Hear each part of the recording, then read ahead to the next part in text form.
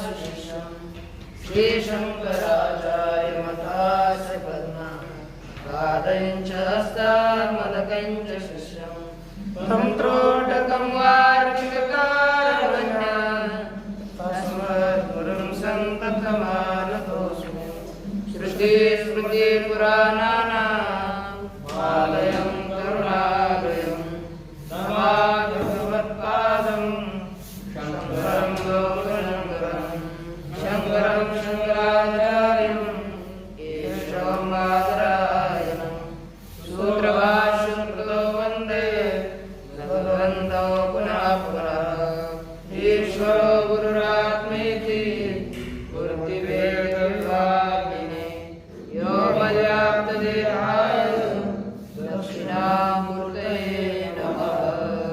ॐ भद्रं कर्णेभिर्यामदेवा भद्रं पश्येमाक्षभिर्यजत्राः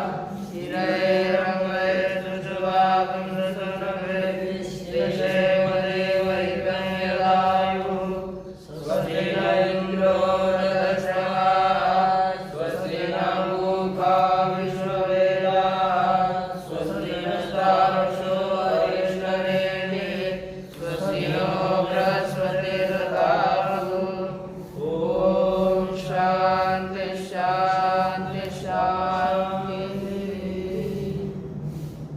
श्री भगवान पांडुरंग परमात्मा श्री ज्ञानोबराय जगतगुरु तुकाराम महाराज श्री संत एकनाथ महाराज आदि गुरु श्री शंकराचार्य इत्यादि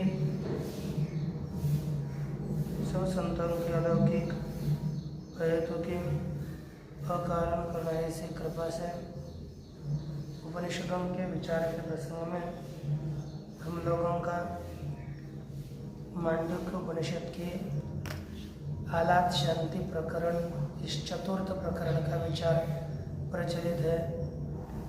इसमें प्रथम ये जो 2-3 श्लोक चले इन श्लोकों में आरंभ में प्रज्ञप्ते सनिमित्तत्वम् अन्यथा द्वयनाशतः संक्लेशस्वपलब्धेश्च परतंत्रास्यता मता। इन्होंने बताया कि जो प्रज्ञप्ति है अर्थात ज्ञान है, कोई भी ज्ञान सनिमित्तक होता है अर्थात सविषयक होता है। नहीं तो यदि ज्ञान को हम सविषयक नहीं मानेंगे तो ज्ञान में जो विचित्रता है, भेद है, उस ज्ञान के भेद की सिद्धि नहीं हो पाएगी। क्योंकि ज्ञान तो सब एक ही है, विषय के भेद के बिना ज्ञान में भेद की सिद्धि नहीं हो सकती। तो ज्ञान प्रज्ञप्ति में अर्थात ज्ञान में सविषयत्व मानना ही पड़ेगा उसके भेद की सिद्धि के लिए।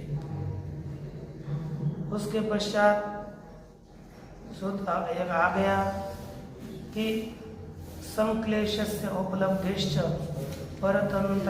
परतंत्रास्थिता मता। और वो संक्लेश एक अलग है, संक्लेशस्य उपलब्धिश्च दो दिए बताए गए। पहला इसमें द्वयनाशतः एक और संक्लेशस्य उपलब्धि।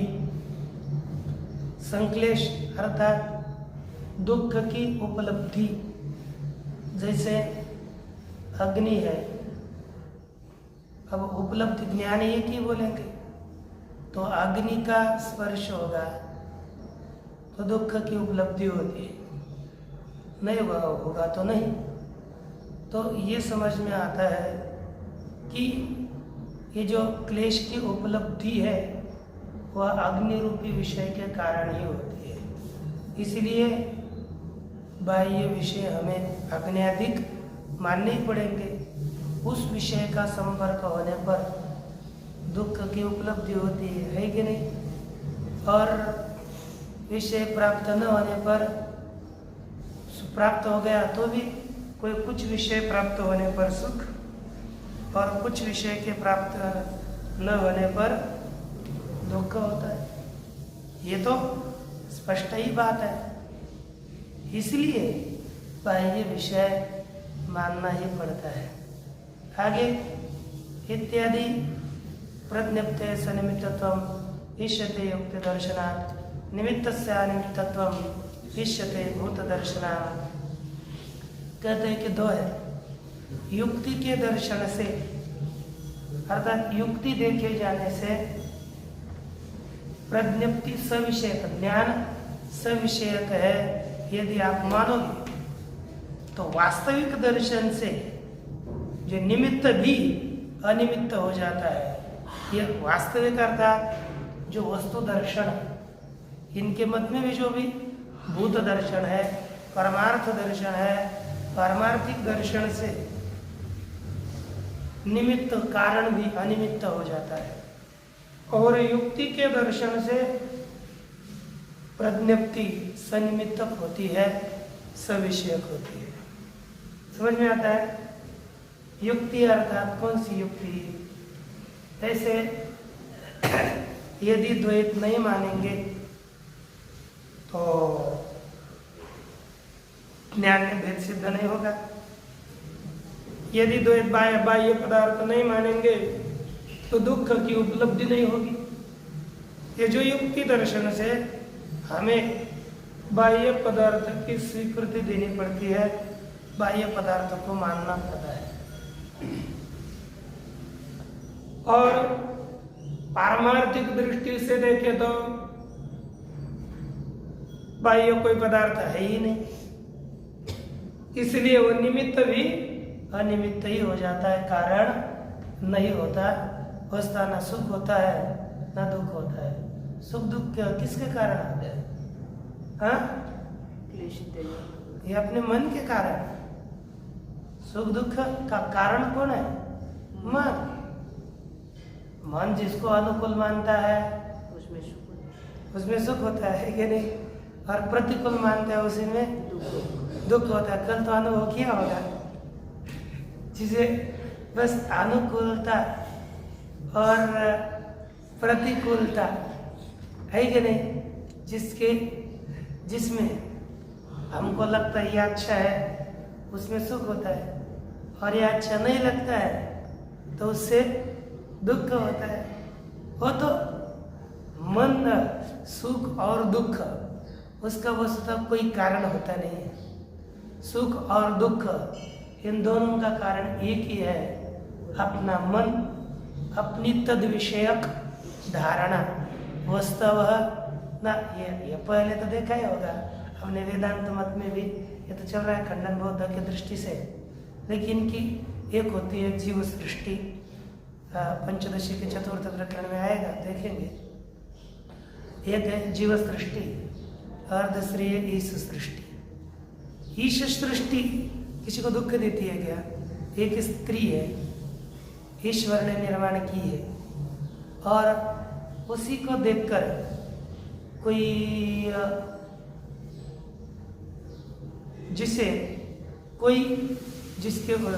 जिसे वह कोई उसकी आसक्ति करता है, उसको चाहता है, तो उसके प्राप्त न होने के कारण दुखी हो जाता है।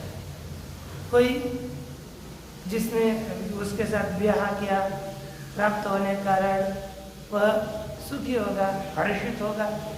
जिसको नहीं मिलता द्वेष करेगा।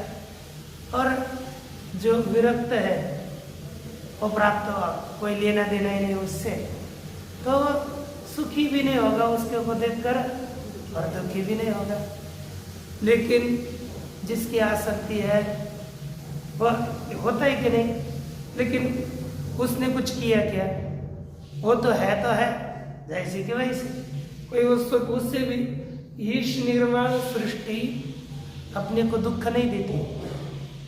जो जीव निर्मित सृष्टि है वही सचमुच दुख देती है। अवस्था देखे तो जिससे सुख दुख इससे परे साधु की दृष्टि होती है, अर्थात विरक्त ना उसमें अटकता है, अपना वो तो आत्म स्वरूप में आत्मा में ही लगा रहता है, इसलिए उसे बाह्य चीजों से उतना फर्क नहीं पड़ता। फर्क पड़ने की आवश्यकता ही नहीं। हम आत्म दृष्टि से देखें तो इसलिए कहा भूत दर्शनार्थ, वास्तविक दृष्टि से जिसे हम सुख दुख का निमित्त मानते हैं वो देखे तो वह निमित्त ही नहीं है। सुख दुख का जिसे मानते हैं निमित्त अनिमित्तत्वम इष्यते भूत दर्शनात्। एक गया और चित्तम न स्पृशति अर्थम नार्थाभासम तथैव च अबोधवे यतश्चार्थ नार्थाभासस् ततः पृथक्। क्या कहा? चित्त अर्थ को स्पर्श ही नहीं करता और अर्थाभास को भी स्पर्श नहीं करता। क्यों? क्योंकि वास्तविक पदार्थ है ही नहीं। अब अर्थ ही अभूत है, अर्थ ही नहीं है तो अर्थाभास क्या होगा? अर्थ नहीं है तो अर्थ के साथ स्पर्श चित्त का नहीं होगा, और अर्थ ही नहीं है तो अर्थाभास के साथ भी चित्त का स्पर्श नहीं होगा। इस तरह से यह श्लोक का विषय देखा। तो आगे देख लीजिए अब आगे के श्लोक की भूमिका।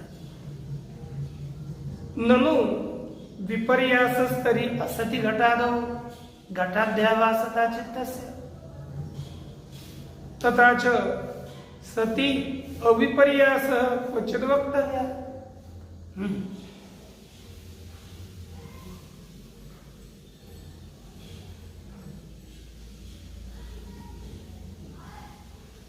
ये कहते हैं महाराज विपर्यास, विपर्यास शब्द का अर्थ लिखा ब्रह्म रूपता असत्य घटादौ, है ना। विपर्यास तरी असत्य घटादौ घटाध्याभासता चित्त से कहते हैं कि असत्य घटादौ अन्वय करना। घटादि न होने पर यदि चित्तस्य घटाध्याभासता तरी विपर्यासः, क्योंकि यदि और तरी का यह तदोरणे के संबंध बोलते ना, तो यहाँ पर क्या करना? यदि तरी दिया तो यदि अध्ययन करना पड़ेगा। यदि घटादौ असति चित्तस्य घटाध्याभासता तरी विपर्यासः।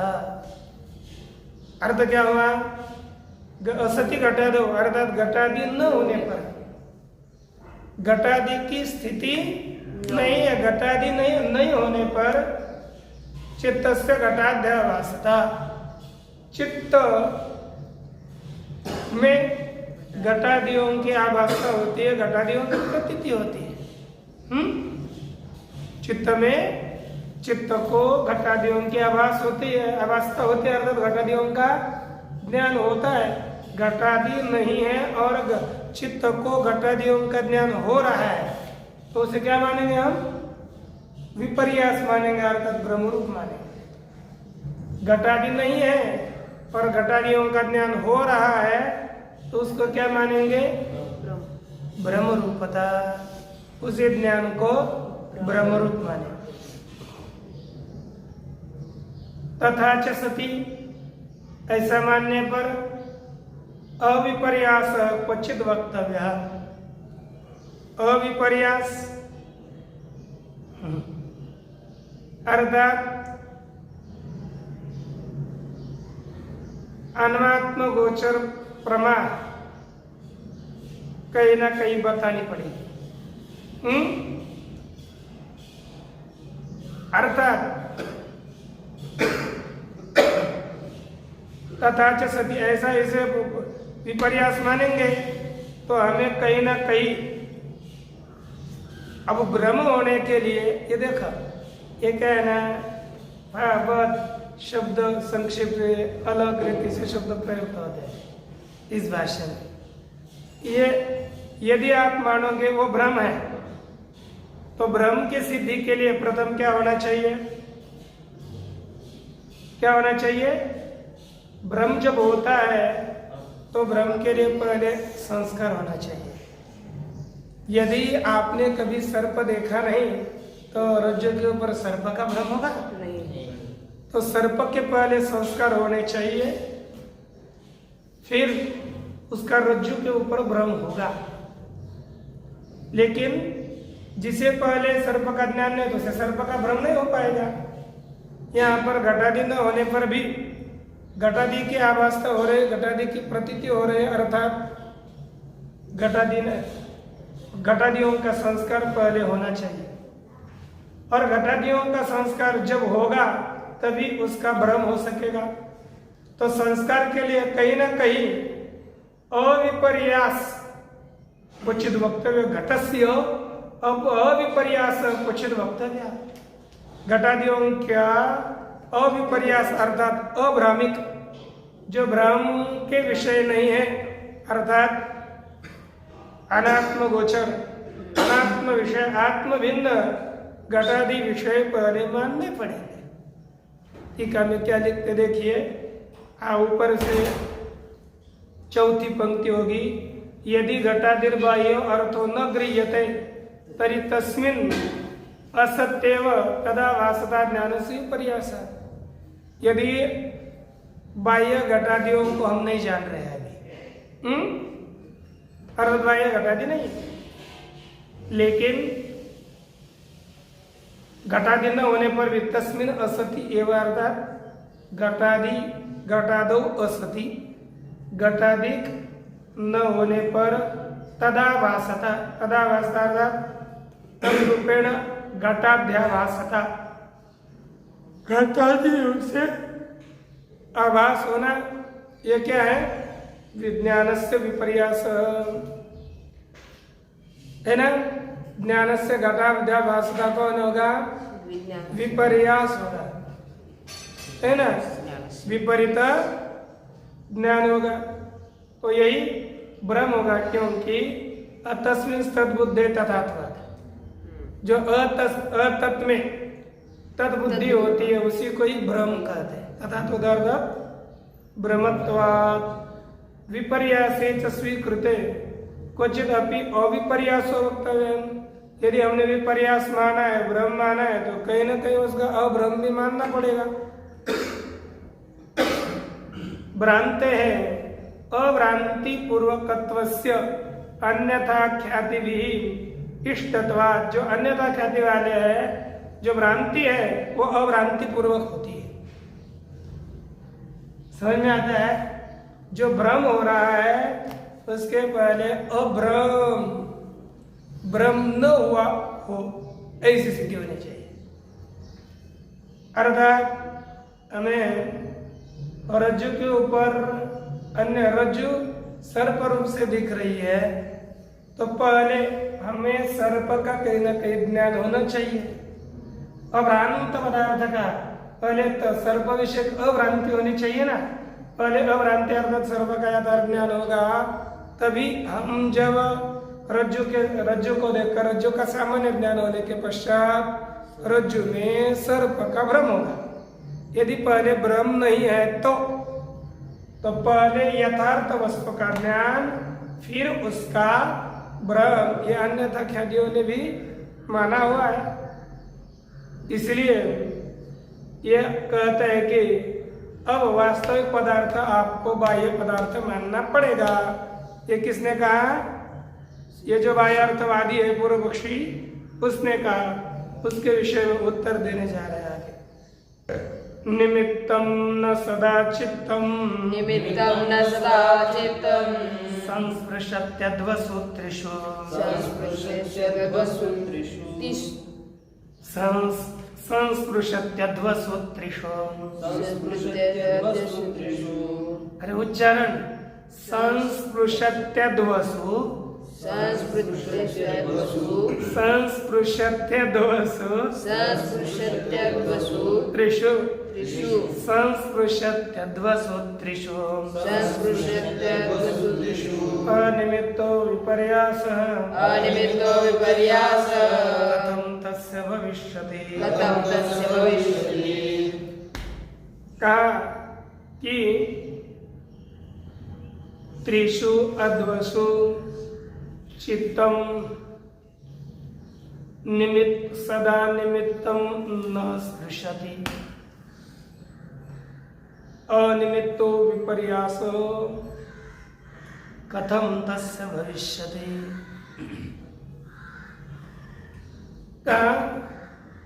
त्रिषु अद्वसु, तीन अवस्थाओं में अथवा तीनों कालों में, भूतकाल, भविष्यकाल और वर्तमान काल,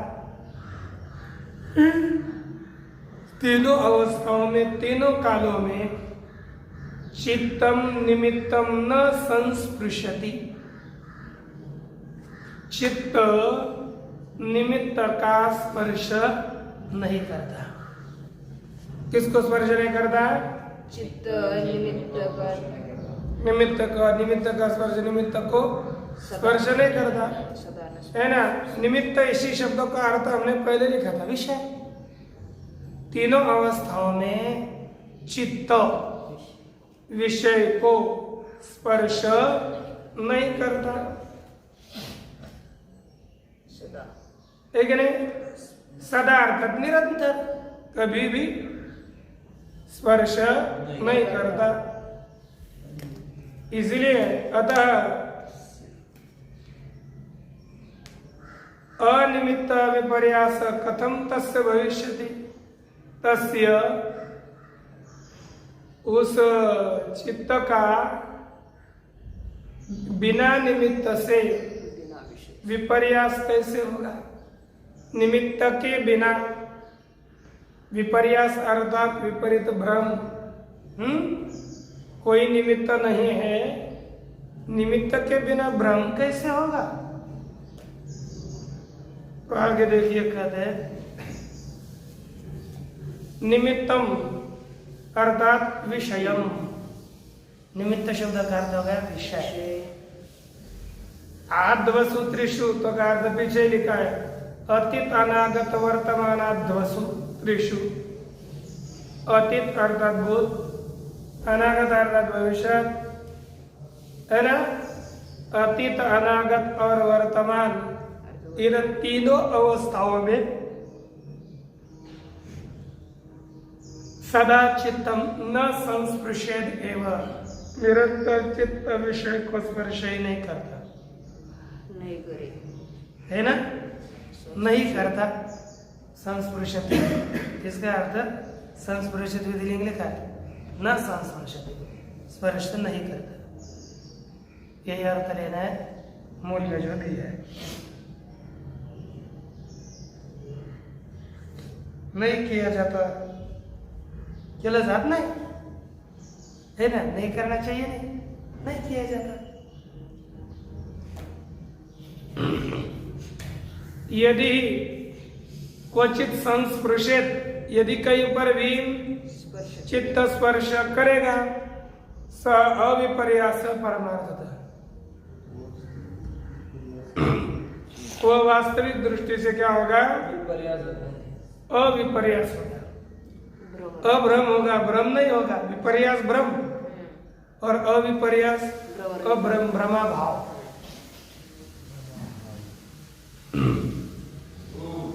अतः तद अपेक्षया असति घटे, उसकी अपेक्षा से अर्थात तत्संस्कार जन्यतया, वो जो पदार्थ है ना, पदार्थ के संस्कार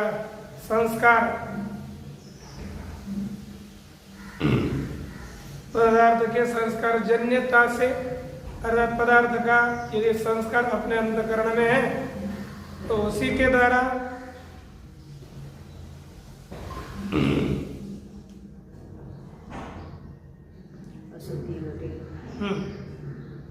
असति घटे, घट न होने पर भी घटाभासता विपर्यासस्य, घट का आभास होना, घट की प्रतीति होना, घट का संस्कार है, उसी संस्कार से वास्तविक घट न होने पर भी घट की प्रतीति होना, यही क्या है?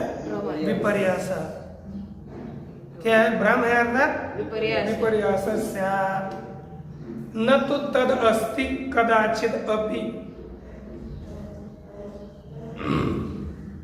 परंतु वह कभी भी चित्तस्य अर्थ संस्पर्शनम न अस्ति, चित्त का अर्थ के साथ स्पर्श कभी भी नहीं होता। तत्से वह नहीं है, वह विपर्यास विपर्यास नहीं, न तो तद अस्ति, वह नहीं है कि कदाचित अर्थात तद क्या अथवा मन, तद कदाचित अपि चित्तस्य अर्थ स्पर्शनम न अस्ति, चित्त का अर्थ के साथ स्पर्श कभी भी नहीं होता। तस्मात्, तस्मात् का अर्थ क्या हो गया? इसलिए अनिमित्तो विपर्यास, विषय जो विपर्यास हो गया है विषय वह बिना निमित्त के संस्कार रूप निमित्त से रहित है। उसके लिए चित्त किसी के साथ स्पर्श नहीं करता ना, तो कहते हैं इसलिए कोई भी विपर्यास होता है तो सनिमित्तक होता है, इसलिए कहते हैं। लेकिन अनिमित्त विपर्यास कैसे चित्त का होगा? निमित्त के बिना चित्त का विपर्यास न भविष्यति, न कथंचित विपर्यास स्थिति विपर्य, अर्थात भ्रम है ही नहीं। उसके चित्त के स्पर्श के बिना, निमित्त के बिना विपर्यास विपरीत ज्ञान भ्रम हो नहीं सकता। न कथंचित विपर्यास अस्ति इति अभिप्राय, कभी किसी भी प्रकार से विपर्यास नहीं होता है। अयम एव ही स्वभावश्चित्तस्य यदुता सति निमित्ते घटादौ तद्वद अवभासनम, कहते कि यही स्वभाव है चित्त का। क्या है? अयम एव ये स्वभाव चित्तस्य, चित्त का यही स्वभाव है। यत अर्थात की, उत अर्थात अथवा, असति निमित्ते घटादो, घटादि निमित्त न होने पर भी सोना नहीं, घटादि निमित्त न होने पर भी अवभासनम तद्वद अवभासनम, घटादि की तरह प्रतीत होना, एक नहीं? यहाँ पर क्या लिखा? अयमेव ये स्वभाव चित्त से, यही चित्त का स्वभाव है। या घटादि न होने पर भी घटादियों के तरह प्रतीति होना, और अर्थात बाह्य विपर्यास पदार्थ नहीं है, ये ध्यान में रखना है।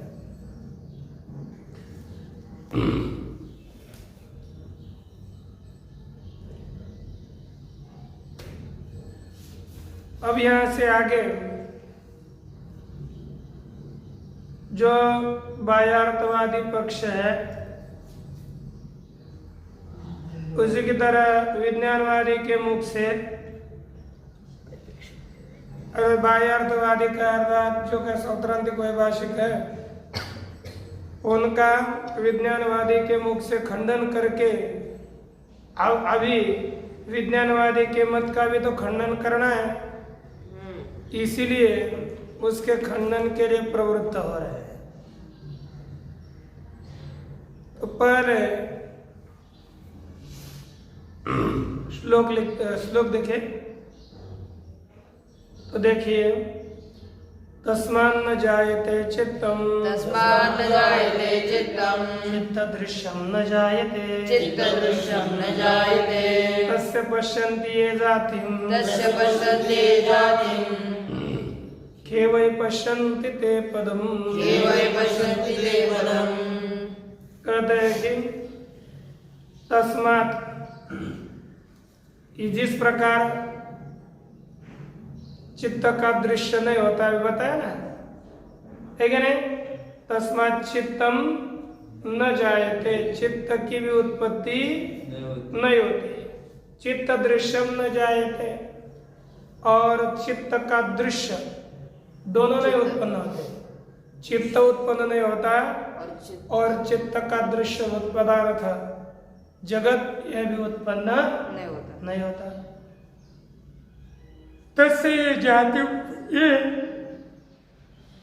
तस्य जातिम पश्यन्ति, ये अर्थात जो लोग, तस्य अर्थात चित्तस्य, जाति अर्थात उत्पत्ति जन्म, समझते हैं, देखते हैं। ते खेवै पदम पश्यन्ति, ऐसे लोग, खे में अर्थात आकाश में जो ऐसे पैर देख रहे हैं, जैसे मार्ग में जाते समय मार्ग सोना नहीं है ना, थोड़ा आलस नहीं आ रहा, फैन शुरू कर सकते हैं। जैसे खे अर्थात आकाश में क्या करते हम, जैसे पकारा महाराज चले जाते थे भंडारा आदि स्थानों में भजन के लिए, आप किस लिए जाते हो? अच्छा अब जाते समय पूरा पैदल रास्ता, उसमें जहाँ तक तो पैर तो दिखते है कि नहीं, यदि मराठी में फुपाटा हो तो नहीं होता है, नहीं फुपाटा हो तो पैर दिखते हैं, नहीं तो पैर के पैर भी नहीं दिखते हैं। सब कितने पैर मार्ग में पैर दिखते हैं थोड़े, किंतु जैसे पशु पक्षी होते हैं उनके पैर मार्ग में पेड़ों के नीचे में दिखते कि नहीं, लेकिन ये बोलने लगा ऐसा नहीं, केवल पृथ्वी पर ही पैर को चिन्हित होते हैं, ऐसे नहीं, लेकिन आकाश में भी सबके पैर के चिन्ह चिन्हित होते हैं। तो पक्षी आकाश में बैठ गया और संदीप महाराज ने उस पैर को देखा, चिन्हों को देखा, ऐसा होता है। लेकिन यहाँ पर तो कह रहे हैं ना, जो चित्त की उत्पत्ति देखते हैं, मानते हैं, वे तो आकाश में भी पैर देखते हैं। देखो इनकी क्या सामर्थ्य है, आकाश में पैर देखने लगे, ऐसे उनका उलाहना क्या, उनको उलाहना दीजिए। विज्ञानवादी होगा ना, है विज्ञानवादी, हाँ, विज्ञानवादी का खंडन करने जा रहे हैं। तो अब देखते हैं भाष्य। जो पुरातन विचार हुआ उसके कथन पूर्वक श्लोक का तात्पर्य यहाँ पर बताने जा रहे हैं। प्रज्ञप्ते सनिमित्तत्वम इत्यादि एतद अंतम विज्ञानवादिनो बौद्धस्य वचन।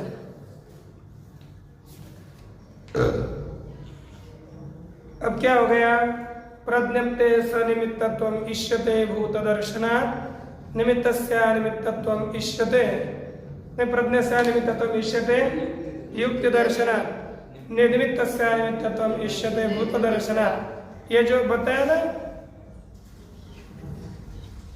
तो यहाँ पर प्रज्ञप्ते सनिमित्तत्वम यहाँ से लेकर इत्यादि एतदंतम जो अभी श्लोक गया ना, यहाँ तक विज्ञानवादिनो बौद्धस्य वचनम, विज्ञानवादी जो बौद्ध है उसका वाक्य था।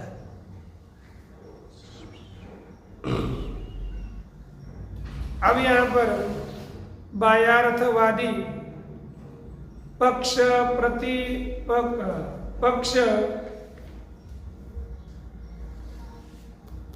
प्रतिषेध परम आचार्येण अनुमोदितम, कहा कि जो बाह्यार्थवादी है उसके पक्ष का प्रतिषेध परक आचार्य के द्वारा उसका अनुमोदन किया। यानी क्या हुआ, जैसे कोई बहुत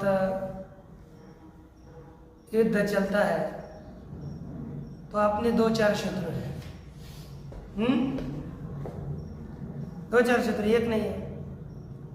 तो अब एक उन शत्रुओं में ही एक ने क्या किया, दूसरे शत्रु को हरा कर भेज दिया, तो हम तो उनका अनुमोदन ही करेंगे, बहुत अच्छा हो गया, उनको इसने वो पहले से पराभूत कर दिया, बस ये अकेला ही बचा है, इसको हमको पराभूत करना है। विज्ञानवादी ने सौत्रांतिक और वैभाषिक जो बाह्यार्थवादी है उनके पक्ष का प्रतिषेध किया, खंडन किया, और आचार्य श्री गौड़पादाचार्य जी ने उसका अनुमोदन किया, ठीक किया। वैसे सिद्धांति पहले नहीं आते ना, सबको पहले झगड़ा करने देते हैं, फिर अंतिम में जो बचा हुआ है प्रधान मल्ल निवारण न्याय से अंतिम को खत्म करो, बाकी सब हो गए हैं। बाद में किसी छोड़ना नहीं। जैसे प्रधान मल्ल निवारण न्याय पता है ना, जैसे कभी कुश्ती चली, कुश्ती के मल्ल युद्ध चला, उसमें कुश्ती करते करते करते एक अंतिम दोनों तीनों आ गए, 2 गट के एक आ गए, तो प्रधान जितना जितना आ गया। अब ये जो बचा है अंतिम, इसको एक बार हराओ तो हम जीत गए, हिंद केसरी बन गया अपना। यही दूसरा एक को हरा, मुख्य को हरा दिया तो सबको हरा दिया जैसा होता है। तो यहाँ पर उन्होंने उसका खंडन किया बाह्यार्थवादी का, विज्ञानवादी ने, तो गौड़पादाचार्य ने उसके लिए अनुमोदन दिया, बहुत अच्छा किया बेटा, हम इसके आपके लिए सम्मत है। और तदेव हेतुम कृत्वा, अब उसी को हेतु बनाकर उसने जैसे खंडन किया ना, उसी को हेतु बनाकर तत्प्रतिपक्ष पक्ष प्रतिषेधाय, तदर्थात विज्ञानवादी, तत्कार्थ क्या है, विज्ञानवादिनः पक्ष प्रतिषेधाय, विज्ञानवादी के पक्ष का निषेध करने के लिए, खंडन करने के लिए, तद इदम उच्यते तस्मद इत्यादि, और यह बताया जा रहा है तस्मद इत्यादि, ये जो श्लोक है इसका कथन करने जा रहे हैं। तो देखिए अब मंत्र का साक्षात मूलार्थ, यथा यस्माद् असतीयव घटादव घटाद्यावास्ता चित्तस्य विज्ञानवादिना अभ्युपगता, है कि नहीं? विज्ञानवादी के द्वारा अन्वय क्या होगा, यस्मात् विज्ञानवादिना घटादौ असति एव घटाद्यावासता अभ्युपगता। हाँ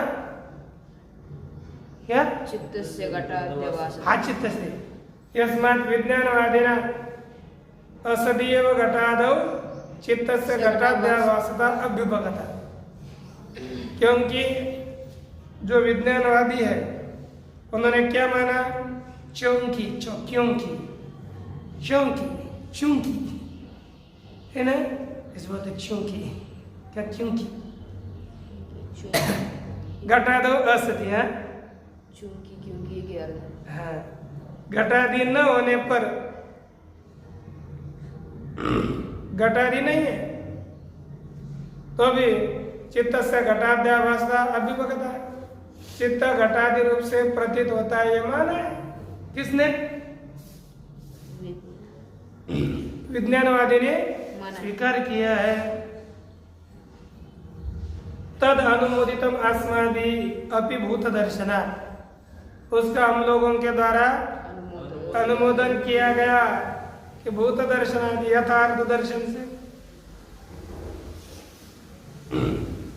जो ठीक है वो ठीक है, जो ठीक नहीं वो ठीक नहीं है। तस्मात् तस्यापि चित्तस्य जायमाना अवभासता असत्येव जन्मनि युक्ता भवितुम, इसलिए कहते हैं तस्मात् तस्यापि चित्तस्य, उस चित्त की जायमाना अवभासता, होने वाली जो अवभासता है ना, अर्थात प्रतीति ज्ञान, असत्येव जन्मनि,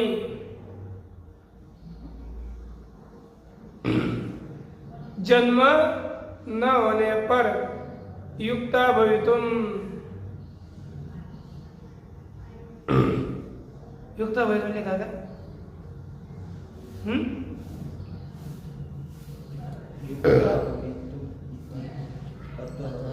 जन्म न होने पर भी वो होना योग्य है। न चाहिए था ना, थोड़ा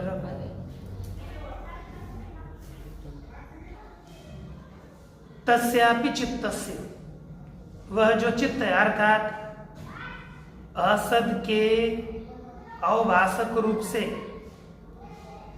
विज्ञानवादी के द्वारा स्वीकार किया हुआ चित्त, जो चित्त है वह चित्तस्य जायमाना अवभासता असती है ना, जो विद्यमान होने वाली जो अवभासता है, प्रतीति है, वह न होने पर ही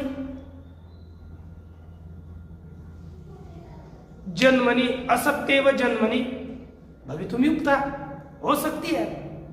अरब जैसे उन्होंने क्या माना कि बाह्य पदार्थ नहीं है,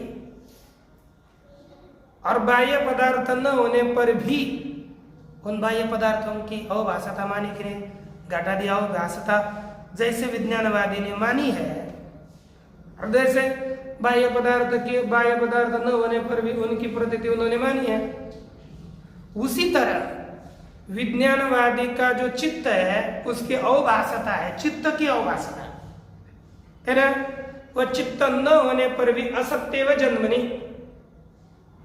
उसकी उत्पत्ति न होने पर भी अवभासता तो हो सकती है चित्त की। जैसे घटादियों का जन्म न होने पर भी, घटादि पदार्थ न होने पर भी घटादियों की अवभासता मानी, उसी तरह इनका चित्त ये न होने पर भी उनकी अवभासता मान सकते हैं। उनकी अवभासता दोनों में समान ही है ना, वहां पर जैसे आपने अवभासता मानी यहाँ पर भी मान सकते हो, इति मान सकते हो नहीं, इसलिए अतः न जायते चित्त, हम चित्त का जन्म न मानने पर भी उसकी अवभासता मान सकते हैं। जैसे घटादियों का जन्म न मानने पर भी घटादियों की आपने खंडन करते समय बाह्यार्थवादी को क्या कहा, बाहर घटादि पदार्थ न होने पर भी उनका अवभास अंतःकरण में चित्त में हो सकता है। उसी तरह हम बोलते हैं, आपको भी सिद्धांति कह रहे विज्ञानवादी को, हम कहते कि चित्त का जन्म न होने पर भी चित्त का अवभास क्यों नहीं हो सकता घटादियों की तरह? हो सकता है, अर्थात उसकी प्रतीति हो सकती, इसीलिए न जायते चित्त होकर, इसलिए चित्त उत्पन्न नहीं होता। ये सिद्धांतियों का उसके लिए प्रतिद्वंद्वी जैसे उसने उत्तर दूसरे को दिया उसी को वैसा उत्तर दिया। ऐसा कोई बोलते एक दाव जिसके जैसा, जिस दाव से आपने दूसरे को पटकनी दी, दूसरा आकर उसी दाव से इसको पटकनी दे रहे, तो वैसा इन्होंने किया, वही शब्द प्रयोग किया, और उसी शब्द प्रयोग से सिद्धांत ने विज्ञानवादी का खंडन किया है कि नहीं, का चित्त उत्पन्न नहीं होता। और जैसे यथा दृष्टांत दे रहे, कैसे, जैसे यथा चित्त दृश्यम न जायते, चित्त दृश्य कौन हो गया, घटादि, जैसे चित्त का दृश्य घटादि उत्पन्न नहीं होते हैं, है ना, अतः वैसे ही चित्त भी उत्पन्न नहीं होता है मानेंगे। अतः तस्य चित्तस्य, इसलिए जैसे चित्त का पीछे अन्वय करना है, यथा चित्त दृश्यम न जायते तस्मात् तथा चित्तम अपि न जायते, चित्त भी उत्पन्न नहीं होता। अब यह निर्धारित हो गया, चित्त दृश्य, जैसे चित्त दृश्य उत्पन्न नहीं होता, ये तो विज्ञानवादी को मान्य है। चित्त उत्पन्न होता है वो बोलता था, लेकिन सिद्धांत ने कहा जैसे चित्त दृश्य उत्पन्न नहीं होता वैसे चित्त उत्पन्न नहीं होता। अतः इसीलिए तस्य चित्त से ये जाति पश्यन्ति विज्ञानवादी, उस जो विज्ञानवादी लोग उस चित्त की उत्पत्ति देखते हैं, मानते हैं, क्षणिकत्व, दुखित्व, शून्यत्व, अनात्मत्वादि च, उसको क्या मानते हैं? क्षणिक मानते हैं, दुखित्व मानते हैं और अनात्म भी मानते हैं उसी को, है कि नहीं? इसीलिए और क्षणिक मानते चित्त को, दुखित्व मानते, शून्य मान, अनात्मवादी इत्यादि सभी जो विज्ञानवादी मानते हैं, तेनैव चित्तेन, उसी चित्त के द्वारा चित्त स्वरूपम द्रष्टुम अशक्यम पश्यन्तः, चित्त का स्वरूप देखने के लिए अशक्य मानते हैं, है ना? उसी चित्त के द्वारा चित्त का स्वरूप देखने के लिए कैसे मानते हैं? अशक्य मानते हैं। वे क्या देखते हैं? कहते हैं ते क्या करते हैं? केवल पश्यन्ति ते पदम, जैसे पक्षादियों के आकाश में पद पैर देखते हैं, है कि नहीं? अतः इतरेभ्योऽपि द्वैतिभ्य अत्यंत साहसिका इत्यर्थ, तकार हलन कर। इसलिए इतर जो द्वैती है उनके अपेक्षा से भी अतिशय साहसिक ये द्वैती है, ये विज्ञानवादी है। और इतना ही नहीं, एपि शून्यवादी न पश्यन्ता एव सर्व शून्यताम स्वदर्शन से अपि शून्यताम प्रति जानते। अरे और जो भी शून्यवादी है ना, विज्ञानवादी बात शून्यवादी, हाँ ये बचा था खंडन करने के लिए, हाँ शून्यवादी ये बचा था ना चारों में। हाँ तो यही बचा है ना। तो जो भी शून्यवादी है, शून्यवादी ना पश्यन्त एव सर्व शून्यताम, देख तो रहे लेकिन सर्व शून्यताम वदंती, पदार्थ तो देख रहे बाहर, ज्ञान तो हो रहा है लेकिन कहते कुछ है ही नहीं, सर्वम शून्यम शून्यम। स्वदर्शनास्यापि शून्यताम प्रति जानते, और अपना जो ज्ञान है अपने ज्ञान को ही शून्य ही मानता है। ते ततोपि साहसिकतरा, वे तो उसके भी अधिक साहसिक हो गए। किसे? विज्ञानवादी की अपेक्षा से बहुत साहसिक है वो तो। खम मुष्टिनापि जिगृक्षन्ति, अरे क्या करते पता है? आकाश को अपने मुट्ठी में पकड़ना चाह रहे हैं। जिगृक्षन्ति, ये कौन सा रूप है, कौन सा धातु हो सकता है? ते आकाश को भी मुट्ठी के द्वारा ग्रहण करने की इच्छा करते हैं, इतने साहसिक हो गए। इस तरह से उनका खंडन किया। अब जाकर इसका उपसंहार करने जा रहे हैं, लेकिन उपसंहार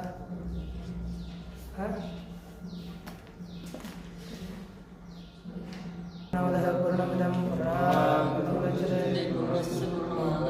पूर्णमेवावशिष्यते। शांति शांति।